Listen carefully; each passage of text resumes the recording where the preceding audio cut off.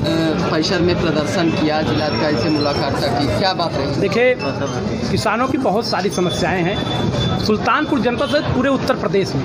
जो सबसे बड़ी समस्या आज धान क्रय केंद्र को लेकर के है। एक तो क्रय केंद्र कम खोले गए हैं, दूसरे जो क्रय केंद्र खोले गए हैं किसानों के धान गीले बता करके, गंदे बता के उसमें बहुत अत्यधिक कटौती की जा रही।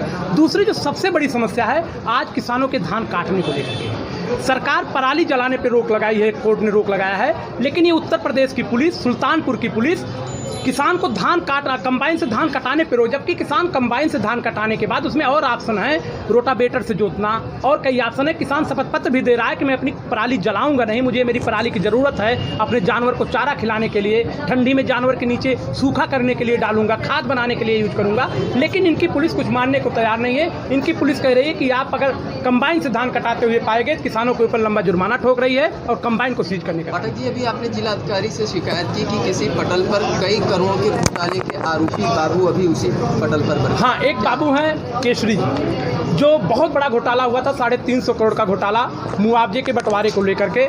सुल्तानपुर से बनारस रोड जो बन रही थी, उस घोटाले में उनको जेल भी हुई थी।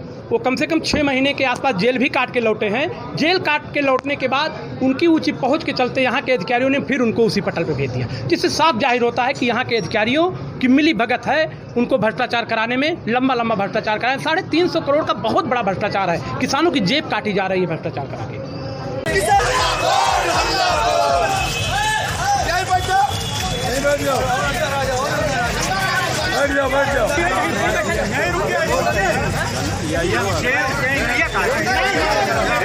एडवोकेट क्या किन मांगों को लेकर के आप कलेक्ट्रेट परिसर में धरना दे रहे हैं? आज जिला कांग्रेस कमेटी की तरफ से जिलाधिकारी जी को इस बात का ज्ञापन दिया गया कि किस तरह से किसानों के साथ हक तलफी की जा रही है, किसानों के फसलों का उचित मूल्य नहीं दिया जा रहा। ये जो नया बिल आया है उसके कारण किसान त्राही कर रहा है।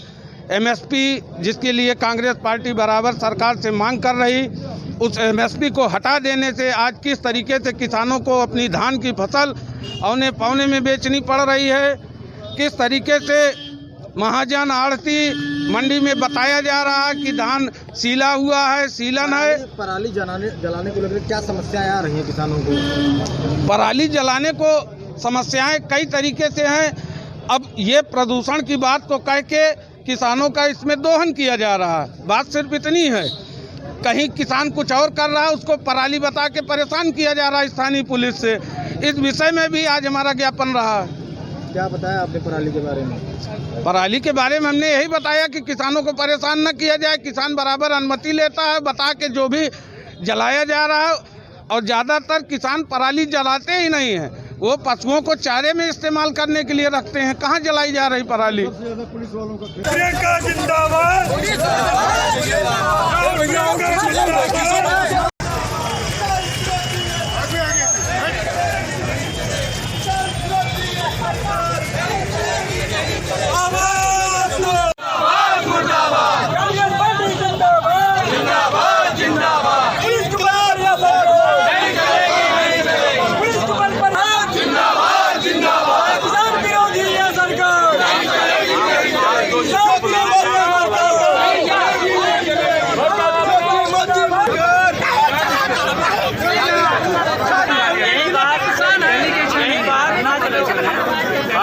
बाहर नहीं, अंदर नहीं जाएंगे, बाहर नहीं बाहर भाई साहब।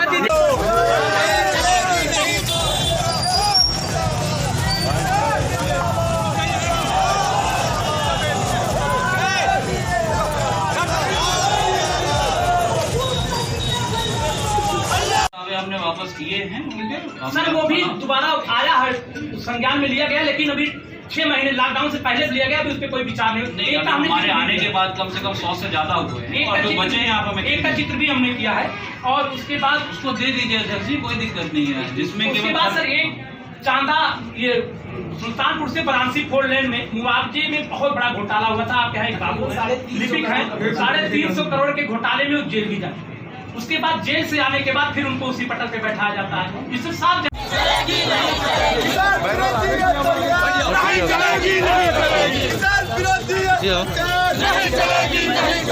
सीधा करा सीधा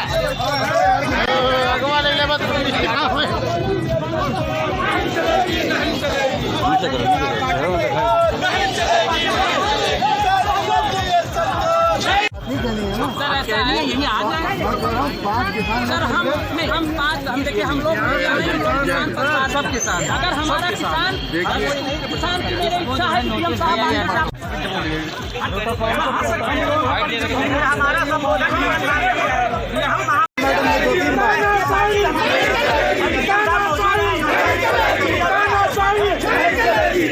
अरे लिखना पढ़ना बंद करो, लिखना पढ़ना बंद करो।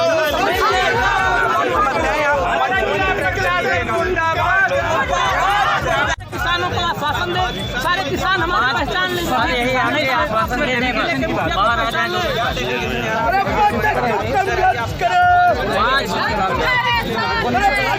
संघर्ष करो, हम तुम्हारे साथ हैं। नीचे में दे दंड